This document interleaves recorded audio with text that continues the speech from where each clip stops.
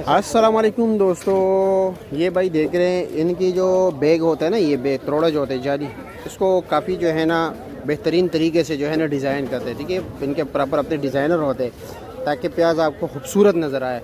लेकिन पता है इसमें भाई हमारे कुछ काश्तकार है, ये नहीं कि सारे, कुछ उसको पाइप से भराई करते हैं। पाइप से मुराद क्या है पता है आपको?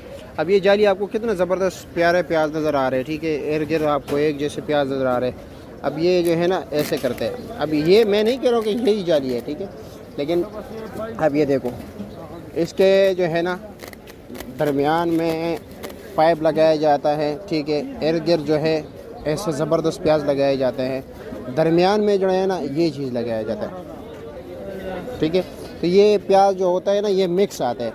ये आपको मंडी में कितने अच्छे प्याज मिलते हैं ना, तो इसको भाई प्रॉपर जो है ना इनकी ग्रेडिंग होती है। ठीक है, छोटे बड़े प्याज को निकाला जाता है,